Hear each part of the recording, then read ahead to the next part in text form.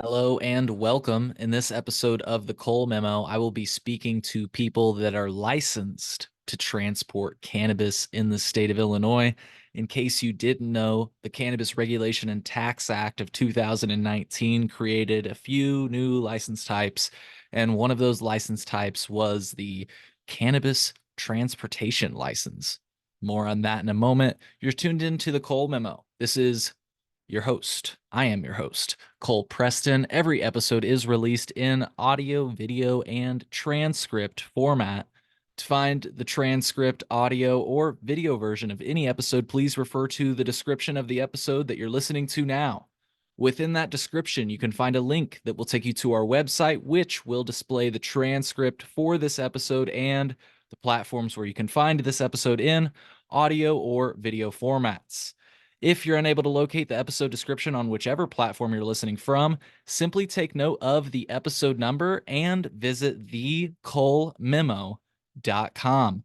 From there, you can use our search functionality to find the corresponding episode, and then you'll be able to access the audio, video, and transcript version of that episode. You might also find any links that we reference during the episode so that you might be able to do your own research. If you're not listening to this episode of the Cole Memo on Patreon, then you're listening to this episode a bit later than our patrons.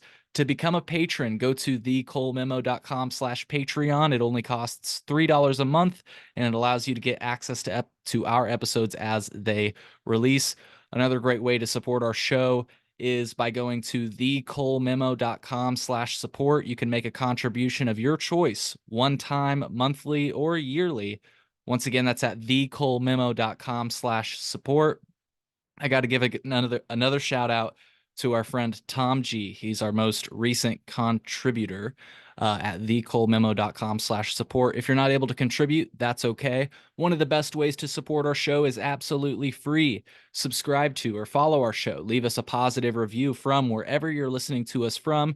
Favorite this episode, give it a thumbs up, leave a comment, or share it with your best friend.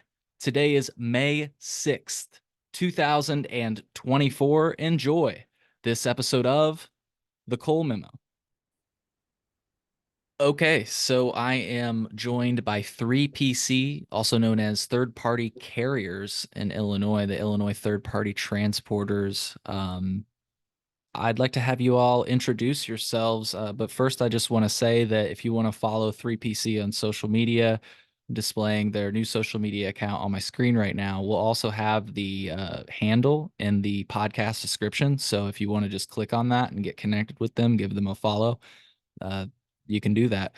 Victoria, why don't you introduce yourself? And after we have you all introduce yourselves, maybe we can talk a little bit about 3PC. Thank you, Cole. Thank you for having us today. And thank you to everyone who has joined this afternoon. My name is Victoria Williams. The name of my third-party transportation company is ACC of Illinois Transportation. Awesome. And Ted, you want to go next? Definitely. Hey, everyone. My name is Ted Parks, and the name of my third-party carrier is Moedas Transport. Right. And Norberto. Hello, everyone. My name is Norberto Brown. I am the owner of Reliavan Transporter.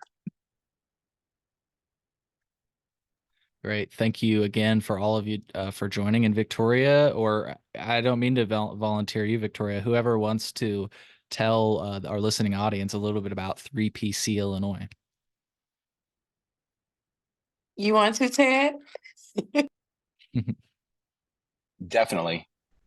All right. So 3PC is an organization that we have started to advocate for the rights of independent third-party cannabis transporters. And basically what that means is these are companies that only have one license. So we're just transporters, and that's it. We are unfortunately in a situation where a lot of the customers that we were supposed to be helping also have their own transporter license. And that's the reason why I state that is because that's why it's important to make a distinction between being independent and third party and not. We have about 63 members. I would say we have about 40 active participating companies at all times. So we are the largest transporter organization advocacy group that there is out there. We've been in existence now for about 3 years. And we've actually have some successes under our belt. In veto session last year, we passed legislation. It was SB 1559. And with that legislation, we put a temporary hold on new transporter applications. And we also suspended the fees, annual fees, because the fees are 10,000 to renew annually. And with the current situation with our business and customers, et cetera, a lot of us are currently struggling, with fees ahead. So we were able to pass a moratorium on those fees for 3 years. We are working on legislation this session as well. We have some successes there as well that we look forward to talking about today. Yeah, I didn't realize that. I didn't even realize that maybe there were transportation legislation on it. It wasn't even on my radar. So yeah, I would love to talk about that. What are you guys pushing for this session? All right, so there's currently 3 transporter bills out there right now. There is our bill, which is out there, and what our bill does is establish a legal designation for third-party cannabis transporters, and basically that's kind of what I was just referring to. We need to have a legal distinction because we did not have that distinction. And when we passed SB 1559 last session, then the MSOs, which are the multi-state operators, the multi-billion-dollar companies, received the same waiver of fees that we did. So our bill it establishes that designation. Our bill numbers, by the way, is House Bill 4164. The other thing that it does is that it allows us temporary storage. And basically, this is a significant safety issue that we're all facing right now. If there is a reject from the if there's a reject from the dispensary, from the endpoint that we're delivering to, then the way the law states right now is that it has to go all the way back to the point of origin. And so I'll have Victoria, I'll have her talk about a situation that she had that this particular part of the legislation addresses. It's very serious. Those are the 2 things that our bill currently addresses. And there is Victoria, you had your hand up. I'll let you go ahead. Yes, talk about that situation. Well, first, I wanted to start with some numbers because I think that's what our audience really needs to know about. And then we can go into what our ask is after that. But it's very important to understand the numbers here. As of April 15th of 2024, this is a report that was updated by IDFPR, which is the Illinois Department of Financial and Professional Regulations. And what they did was they have Illinois adult use monthly sales figures. And so in the month of January, there were 3,551,727 items sold. In February of 2024, the sales increased to 3,636,925 items sold. In March of 2024, a whopping 4,048,897 items were sold. These sales totals are amazing figures, demonstrating the industry's remarkable growth. However, they are disheartening numbers for third-party transporters who are not affiliated with any other cannabis business licenses.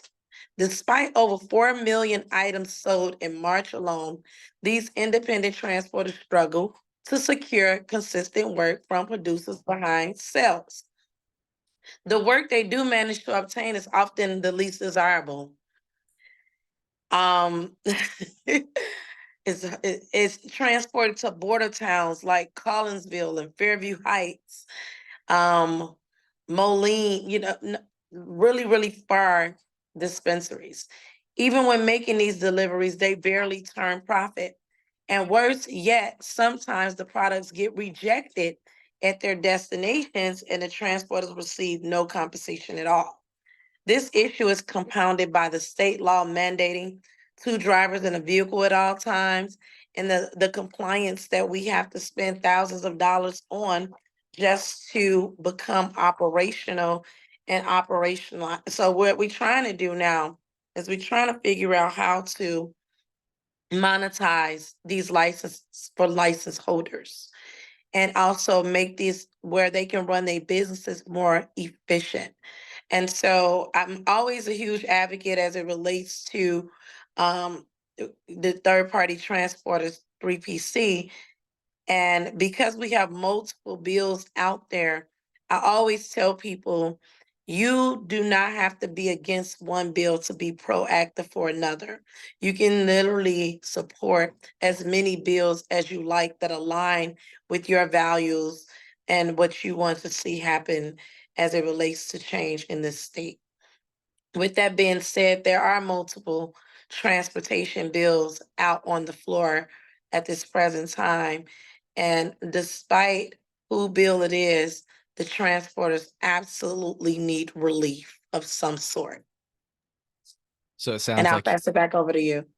if I could, real quick, it sounds like you might be supportive of all four, or did you say 3 bills that um are out there? Is that correct for me to understand that one of those bills, if not all of them, you'd be supportive of? Is that what you were saying? Yes, I'm in support of 2 out of the 3 bills. Um, and they're aware. No, I think I'm in support of all 3 bills. I just can't think of the third bill number. So I don't want to put that out there, but there Sure. are multiple bills out there and I support them.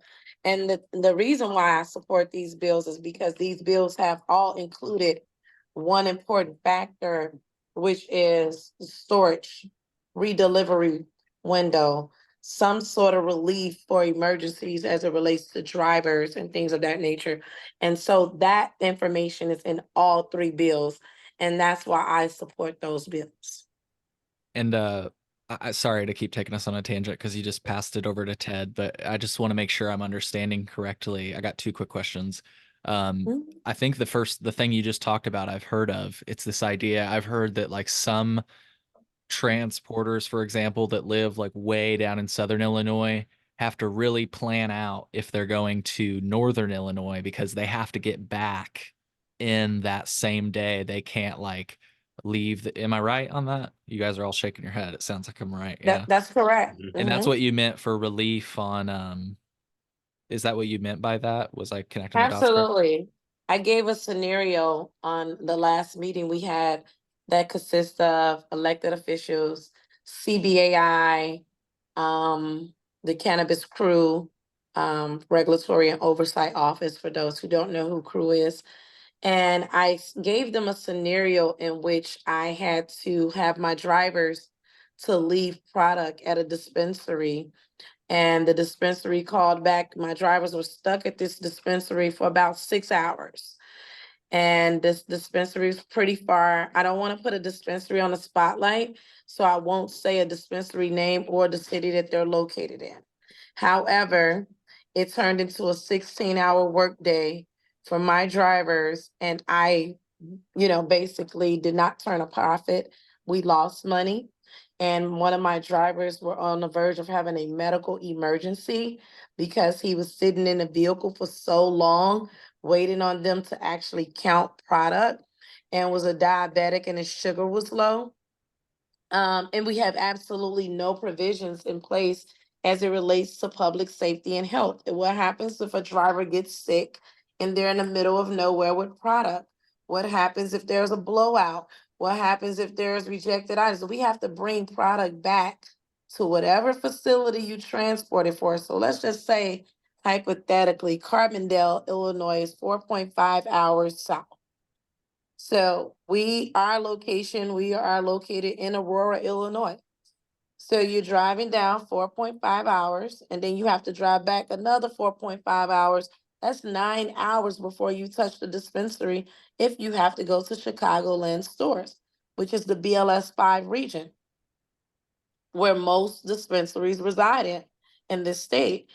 And so you're at 9 hours with two drivers in the vehicle that we just talking payroll. And then we got to talk about how much the gas is. How much does this really cost transporters? Because when we discuss figures as it relates to people not wanting to pay transporters, they complain about the cost. But if you do simple math, we can factor costs from the moment we even go to your first store. This is how much the company has spent to get to you. This is what the company spent to get back to the city. This is what the company spent. And then we got to this first dispensary. And then we pray to God that the product is not rejected, because if that product is rejected, we have to go back to Carbondale or whatever place that they came from, the 4.5 hours within the same day. Wow. So a lot of these routes are turning into 10, 12, and 16-hour routes, and it's not even enough money to do it. Yeah. And my last question, I told you I had two for now, is you said House Bill 4164 is one of them. I know you said you didn't remember the third one, but what was the second one, just so that I can have it linked in the podcast description? House Bill 4211. That's for the 4211. Consolidated Transport Center. Oh, great. Yeah, I heard about that. It's like this idea of a center where you can like almost store the products. Isn't it kind of right on that? Almost like a distribution center, if you will. I don't believe it's distribution. I Oh, believe it's okay. a hub, a transportation hub. And because it's not my bill, I won't speak a whole lot on that Sure. bill, but it's a consolidated transport center. Right. But either way, You in know what? both instances, you're talking about, at least in one way, getting some relief from this idea that you have to do it all in one day. Either way, you're getting a little bit of relief. Absolutely. We need Okay. some sort of relief, no matter what. And Ted, sorry about that. Oh, no worries, Cole. Or no worries. I'm sorry. The third bill is SB 1559, and that's my mistake because that is the bill that we already passed. There's three bills out there, but one of them's passed, and that's the SB 1559 that we passed in veto. So there are other bills, other cannabis bills, but in relation to the transporters, the ones that have our agenda in them are those two bills, the ones we just talked about. Yeah. Great. Um, so, besides the idea of a little bit of relief with regard to how you transport it across this great state of Illinois, what are some other things that we haven't already talked about that you're kind of looking to address? If you're ready to talk about that, Victoria, I know you said you wanted to kind of lay out the numbers and everything and then talk about what the ask is. So I don't know if you're still, I'm not trying to segue us to that yet if we don't mean to. Well, Cole, thank you, and I appreciate this platform. I want to allow other transporters a voice to speak. People Yeah, have heard from me frequently. I want them to hear more from the Berto and Ted's and the Keena and the Joannes and the Tarias and other transporters that's also suffering. Their voices need to be heard as well. Ted, Norberto. Well, I would say that you know, yeah, we do need safety. Safety is an important issue with transporting um, drivers being on the road for so long is really not advised. I mean, anything more than 8 hours is not good. It's not healthy. Um, from a bargaining standpoint, being the third party transporter in our position, you don't really have much bargaining power. And I don't think a lot of other license holders that are like dispensaries, grow facilities, or infusers, they really have any idea the cost, the operational cost to transport business. Everybody wants the best price, but you have banking fees, you have insurance fees. Those are pretty high. They go up every year. You have you can only pay someone so little to transport cannabis. So you have to pay up the appropriate wage for this type of work. Um, um, I really wish that the industry could really understand that. I wish the state could really understand that and helping us figure out a way to kind of uh, maybe mitigate the cost a little bit, and so that it's not too much. It doesn't cost us too much, and then we can, the cost savings that we can pass down to our customers. Um, so to me, not having uh, being in the position we are, not having the bargaining power is a real big issue to me. And I believe that we just need to get laws crafted so these things can change. There were some ideas proposed about having maybe one driver. I think having one driver would definitely cut down costs, but it's also a safety concern. Instead of two, two driver forces is better than one. Yeah. But now, so I believe that we just need to keep working with the state, working with crew to come up with some solutions that can help grow the industry, help transporters become profitable. So just from my experience, just having to haggle over pricing is just one thing, and I can't transport for free. I can't transport and break even. I have to make a profit. If I can't make a profit, there's no point of being in business. So, there's some changes that need to be made. The bills that were mentioned, the 4164, I definitely support. Especially as far as the storage aspect, we need that. They have that in other states. They have some other states. Michigan has storage. We need storage. We need it, and we also need a third party designation. I think those two items are very important. We need third party transporters need to be distinguished from other transporters. We are the only license that we don't have a product that sells. For the most part, we don't have a product that sells. So if you got no one has an issue operating their licenses, but transporters. This is the only license that cannot be monetized. Anyone else, all other licenses you could turn on the key as soon as they pass inspection, they can make money. This is the one license that cannot make money. And so that's why we need some changes. And there's a few things that we're working on within our organization.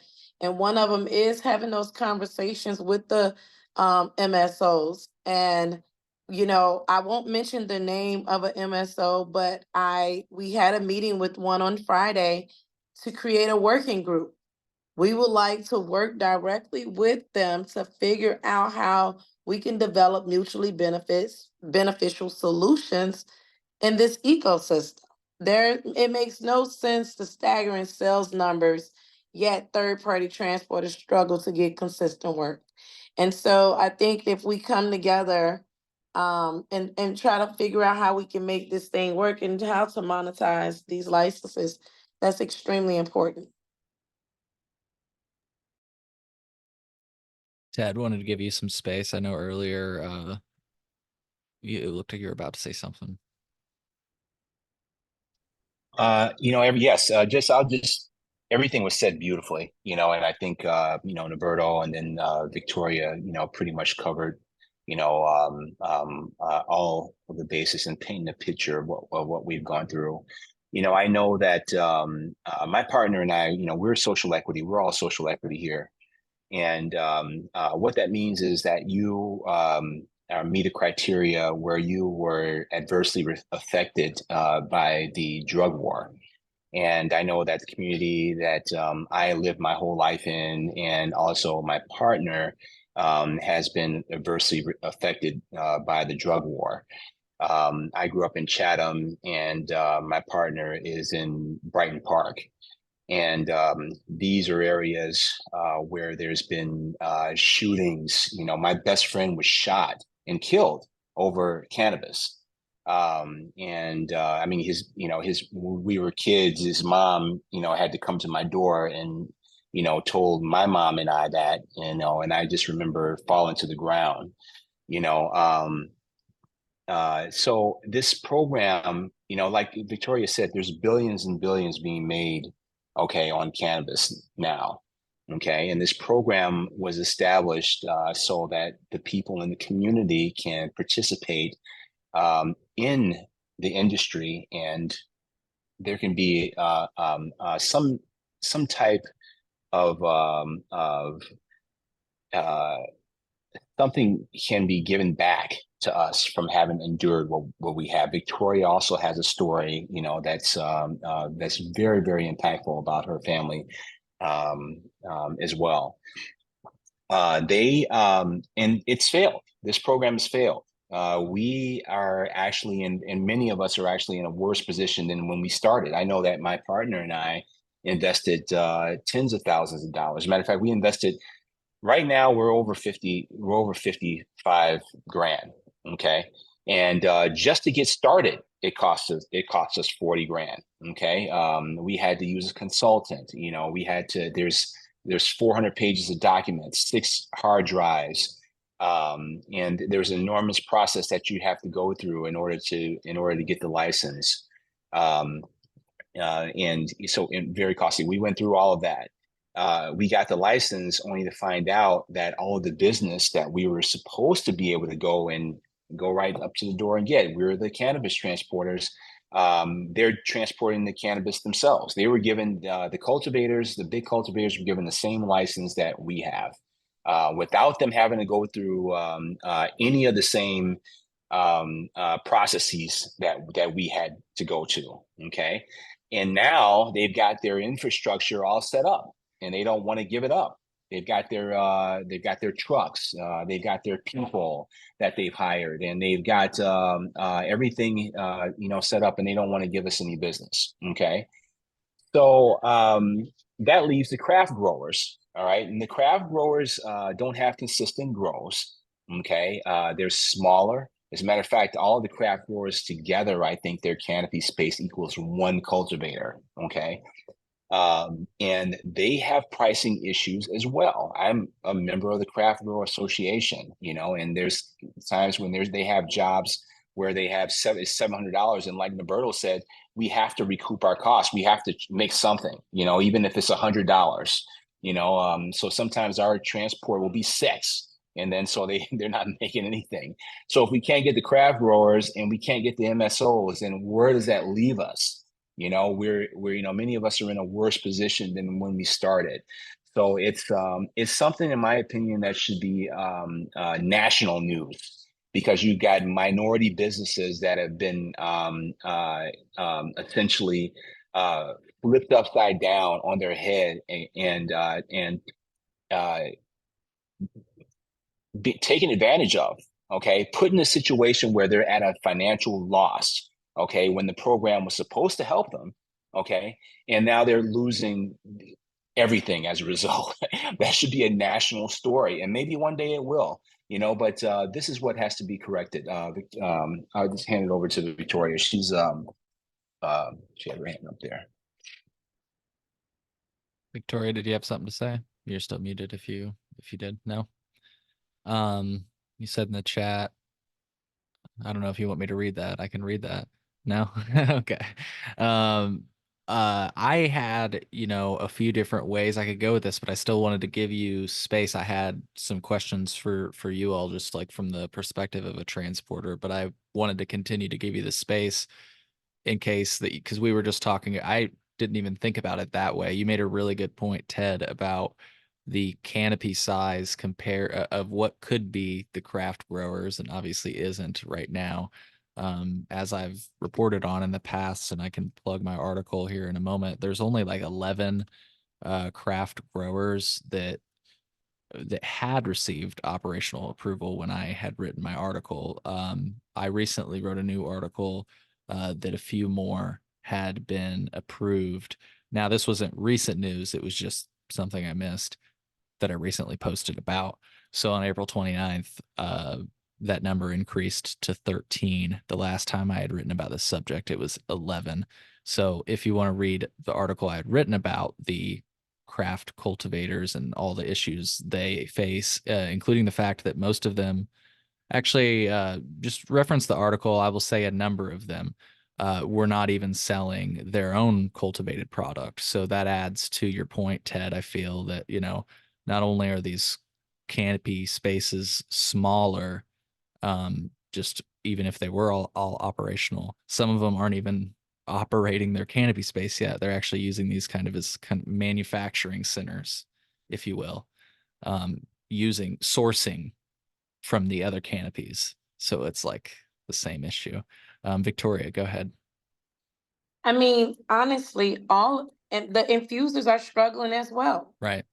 The infusers are faced with an issue of paying anywhere from 7 to 20,000. Well, let me not say seven, $8 to $20,000 for a liter of oil.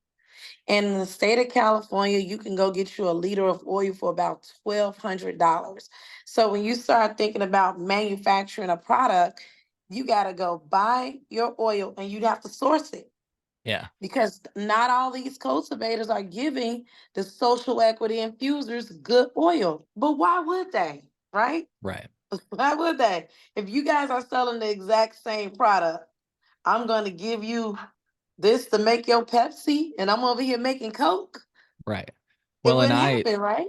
I just have to say that at least in the past, the let's say established licensed operators have sourced THCA biomass, in other words, oil. You can get that at a very, very cheap price, and people have actually pushed back on me saying that that's not possible. I've talked to the person, the hemp operator that supplied this cannabis operator with the hemp. They confirmed it to me. So it is possible. And I actually have talked to the Illinois Hemp Growers Association about this. There was a variance that existed at least until this year.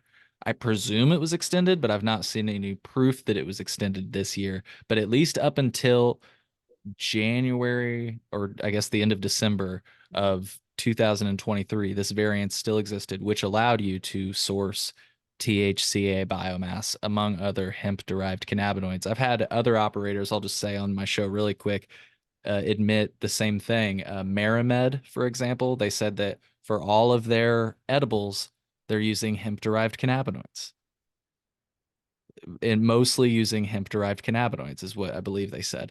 And I'll find that episode number if people want to hear them saying that, because it's something I had heard about, but and I've had people admit to me off the record, but never on the record. It was episode 55 of my podcast if people want to check it out. I know I just kind of bounced around, but I wanted to add to your point, Victoria, of distillate being so expensive. Meanwhile, these currently established operators, on one hand, are bitching about hemp, on the other hand, are purchasing it and selling it within the licensed market. We don't have to go there if we don't Yeah. want to, but No comment. You know, honestly, I think that it's a domino effect, right? So when we talk about the craft and the infusers, payment terms and things of that nature, we have witnessed an infuser recently sold their entire facility and license. We have seen another infuser close their doors, and I've had an issue where I had an infuser owed me like $24,000 that I was transporting for. And so they were waiting to collect their payments from dispensaries so they can be able to pay their bills and their vendors as well. So it's so many different things. And honestly, I expected some and some I absolutely did not expect. And so I think that we need to create a clear path to move forward. Like, it's absolutely nothing we can do about the MSOs having the same license as us. It's nothing we can do about that. We need to be figuring out a solution, because at this point, you're part of the problem or you're part of the solution. And the solution to me will be that we bring us all together at a round table, not the craft, the infusers, and the MSOs, to figure out how can we work together. What do we need to do to earn a MSO's business as it relates to transportation? What are their expectations? And I know some people feel like, man, we shouldn't have to prove anything to them because we proved something to the state. That's why we got the license. But at the same time, we can't regulate how they run their business. And I think a lot of people wants the state to do that. They want the state to say they have to give you work. Well, the state should have never gave them a license without a sunset date. In the CRTA, that's the House Bill 1438. That's the Cannabis Regulatory Tax Act. It specifically stated on page 247 of the 600 and something bill. It stated, when you read about transporters, it specifically states transporters will get contracts from current operators. I would have never applied for this license if I would have known that that was not the case, that was my full intention. I applied for this license because it was the lowest barrier of entry into the cannabis space. And now you find yourself practically begging for, routes and getting minimum work and rejected items, which, it's becoming very costly. And so we as transporters need to be figuring out a way to monetize our licenses. That's the goal. It is not the bash of MSO. It's not a bash of craft grower. It's not a bash of infuser. It's Right. how can we work together? Right. That's what we need to be saying over and over. How can we make this work? How can we make this a mutually beneficial relationship? And some people are not putting in that work. There are some people who haven't called not one person. You cannot jump on the train of saying these people are not trying to help you or these people are not willing to do this if you haven't done the work yourself. How many of them have you contacted? You have to put forth the effort. Faith without work is dead. Yeah. Well, I have an idea. I do have an old report to play where it seems like to your point, it does seem like you have common ground on an issue, and maybe this is how you could move forward. But before I play the video, I wanted to give you space. Any other topics that we haven't really covered on, or anything in the legislation that we covered relief, from uh, uh, having to traverse this great state. Was another one kind of a designation that you are an independent third party transporter? Was there anything else that we Yes. didn't necessarily cover or that I'm forgetting? There, Just to put it I in heard there. that it was another round of funding that's going to go out and all license holders will be able to apply for the funding. But the issue is they said, and this is what they're saying that if you received a round of funding on the first round, you won't be able to apply for a round of funding on the second round. And I think that's wrong. I think that whether you got it the first round or not, we applied for it because we applied for an application for loans. The deadline was September of 2021, September 30th of 2021. And people didn't get those loans until around 2023. And by then, folks have been drowning in debt, as myself. as it relates to the expenses of transportation. So it is very unfair to tell someone who applied for a loan in 2021 that they can't apply for the next round of funding when if our licenses were operational, if we were able to get work, we wouldn't need the funding to begin with. The state sold us a license that hmm, I'm trying to use better words. They sold us licenses that we cannot monetize, and therefore we should be able to apply for the next round of funding. Everyone should be able to apply for funding because all of our businesses are impacted by poor decision making. I said it. She said it. Well, I can give you space, Ted. It looks like you're about to say something. Yeah, you know, yes, well said. Well said. I was just wanted to add to that something else that was on the table to level the playing field a little bit. But like Victoria said, we're trying to establish a working group with the MSOs and everyone to see how we can be fit in. But currently, the dispensaries are only able to sell up to 40% of their own product. Okay, and there was a proposal out there, and I believe it's out of crew that the MSOs, the transportation should be the same way. So basically the MSO should be able to only transport up to 40% of their own product. Okay. If something like that were to happen, then because we only put a moratorium on the new transporter license until 2026. Okay, so in 2026, there's going to be more people applying, going out there thinking that this is a viable industry, putting even more businesses and, more life savings and everything at risk. But if we were able to get something like that, then it would essentially fix, the problem. Thanks for jumping in there. I Norberto? have something too. Yeah, go ahead. So I agree exactly 100% with Ted. I noticed that there's a set aside for shelf space, right? And there should be a set aside for transporters. I don't really see how you can get around this. You can go around and say, we can work with these people, we can work with that and all this. At the end of the day, the state's gonna have to kick in and set aside some business. That's the bottom line. Because you ain't gonna pass nothing, no slick language that gets something passed and nobody knows what it is.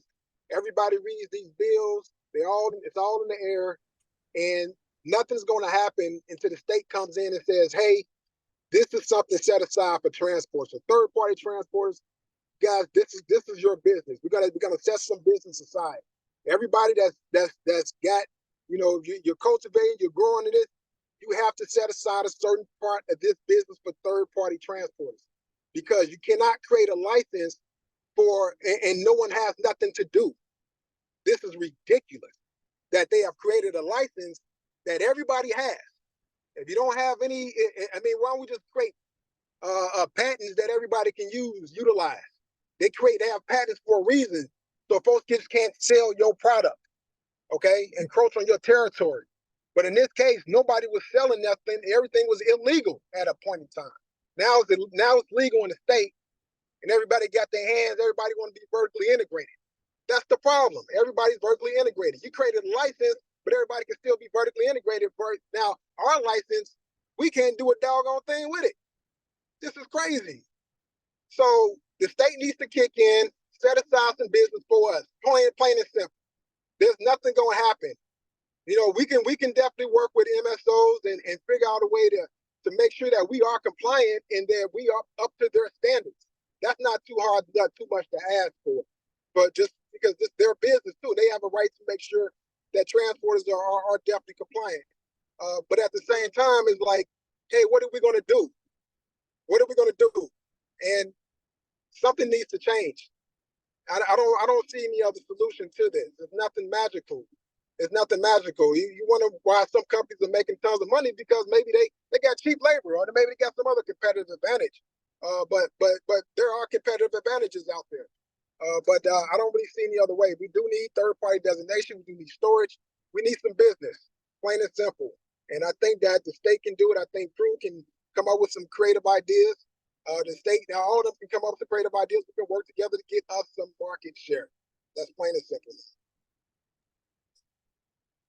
Thanks, Norberto. And like I alluded to earlier, I feel like there's some common ground here. And I know that it's maybe not as simple as this, but I like to, remind people of history and also like how we're regulating these things. So I'm about to play an older report. And before I play it, the common ground I feel, just in case it's not obvious when the report is playing, is that, as you've all stated, transportation and all the regulations surrounding it is expensive. And I think that's actually the common ground you do have and something you can work together on with some of the larger operators. Let's watch this report from back in the day. Now, NBC5 investigates. Illinois has very tight rules for how cannabis can be transported and delivered. In fact, those rules are stricter than the federal guidelines for opioids, the most abused drug in America. Here's the story from Phil Rogers. You got those? Do we have more to grab? Yeah. We're at a distribution center for Cresco Labs in suburban Chicago. And what these workers are loading 3365 is one of the most tightly controlled cargoes in America. The cargo is legal cannabis, at least legal in the eyes of the state of Illinois. But the rules for how it's transported are spelled out in pages of state regulations. Security is aware of every shipment that goes out, where it's heading, what time they should arrive. That security actually starts all the way back when the cannabis plants are grown. Each plant receives its own barcoded number. And those numbers follow the plants and their products through processing here at Cresco's suburban facilities, all the way through packaging, transport, and delivery to dispensaries statewide. Correct. And we refer to as seed to sale. Illinois law requires cannabis transporters to move their wares in vehicles where the products are locked tight in a separate compartment. Then there's a second set of locked doors outside. The trucks can't be marked, and at least one crew member has to stay in the vehicle at all times. What is this? This is our tracking software platform. Cresco's fleet is monitored in real time. Onboard cameras provide a view inside and outside the trucks, and GPS will alert the company if the truck tries to cross state lines. We know exactly where they're at all times. But there's a bit of irony here. Remember, in the eyes of the federal government, cannabis is still illegal. But the Illinois guidelines for transporting pot are much stricter than the federal rules for moving much more dangerous drugs. It was very casual. All of the product would go into my personal vehicle in just a standard Coleman cooler. Cresco's logistics manager, Joseph Franks, told us he used to work for a major hospital, transporting everything from chemotherapy drugs to prescription painkillers. Where would it be in the car? It would be in my back seat. The DEA's position on moving even the most abused drugs in America, opioids like OxyContin, is that licensees are simply responsible for getting them where they are supposed to go. The federal regs say all applicants and registrants shall provide effective controls and procedures to guard against theft and diversion of controlled substances. We do have millions and millions of controlled substances that are moved through the system, through the mail, through UPS, through FedEx. Former DEA agent Jack Titleman now works as a consultant on compliance with drug regulations. If you decide that your method of distribution is on the back of a bicycle and on a backpack because that fits into that neighborhood and you've never had an issue, then that might be the correct way of making that delivery into that neighborhood. 2811. That is not the case with marijuana in Illinois. Illinois is the most heavily regulated state that we operate in. Heavily regulated and lucrative with nearly 1.8 billion. So the idea here again in showing that was that, it seems you all agree that it's way too regulated and some of these regulations are burdensome and frankly a little ridiculous when you consider opioids. I don't want to lessen what Norberto said earlier about security. I'm not trying to minimize those concerns. But let's be real here. If people are hypothetically delivering opioids on a bicycle, I mean, what are we really worried about? Um, and again, I'm not saying that to because there have been robberies in other states. I'm not saying that can't happen. But it's just frankly crazy information because you'd think if anybody were to get robbed, it would be somebody on a bicycle with opioids. And again, I just brought that report up, and I'd love to give it to anybody who wants to remark on it. I brought it up because it seems like you guys all agree that the regulations are ridiculous. We're regulating it like it is a Schedule 1 substance, and frankly, I know that it might not be in the future, but right now it is. But we are in Illinois disregarding that entirely. So why are we even treating it like it's Schedule 1 at all? That's a different rant for a different day. I told you I'd give you guys some space. Anybody want to jump in? Ted? Yeah. Thank you. Thank you for that. I've actually never seen that report. Yeah, it's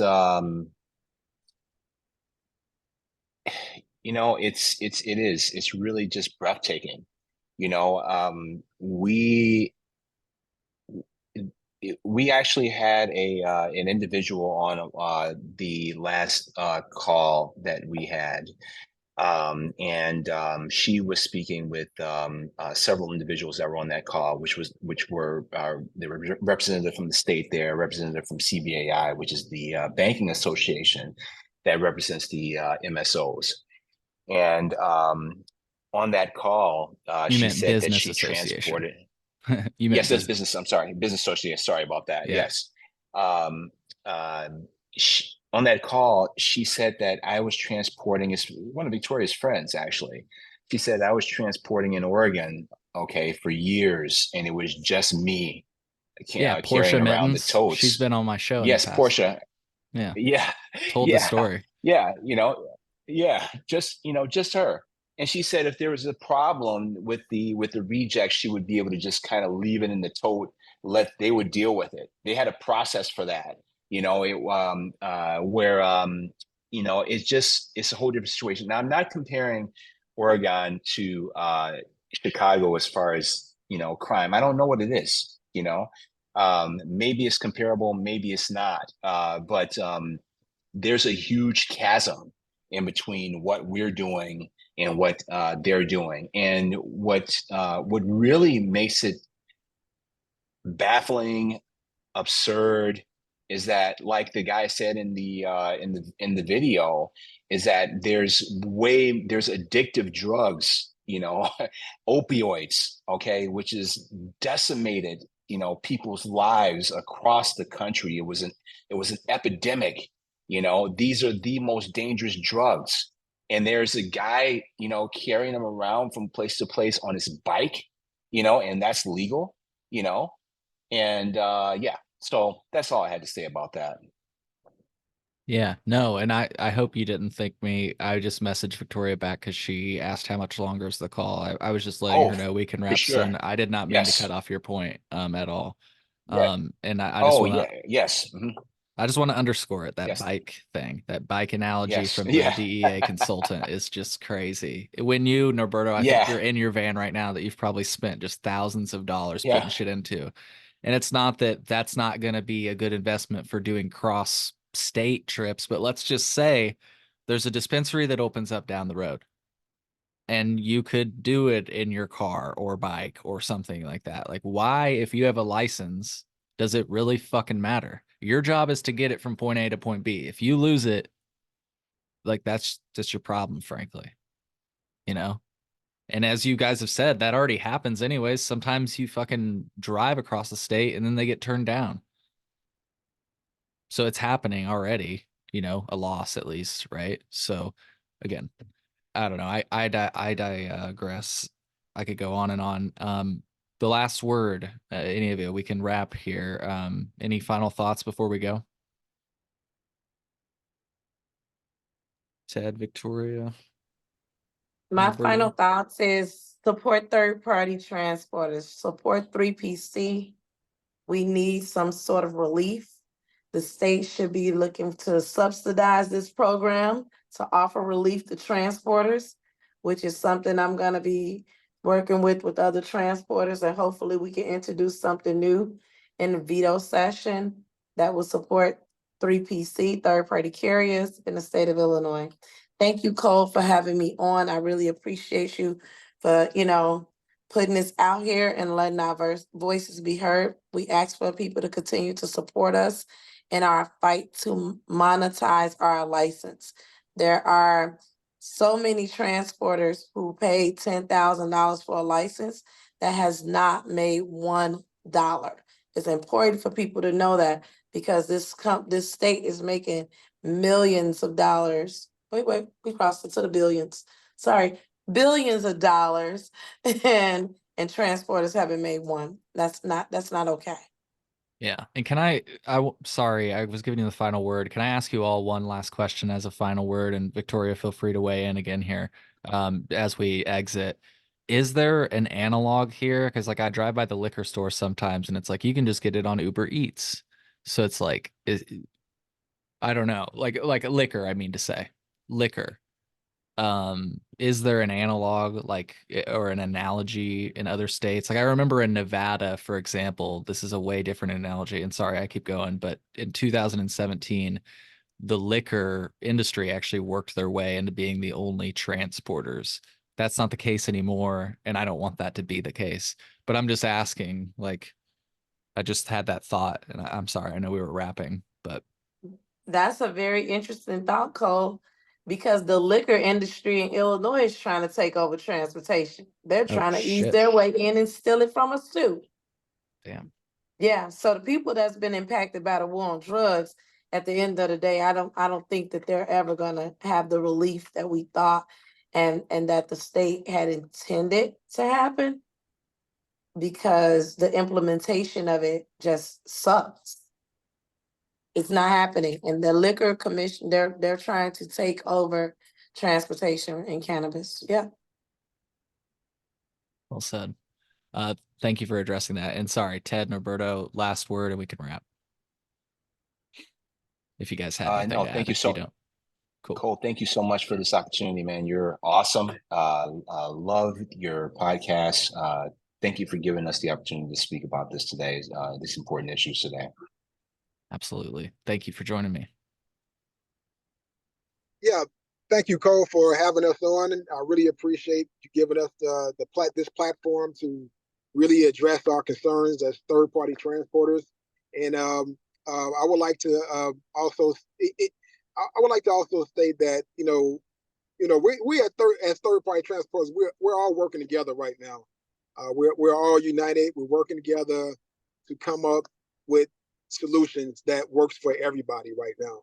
And we're going to continue to fight for our share, and we're not going anywhere. And that's all. Thank you. Yeah. Well, thank you all.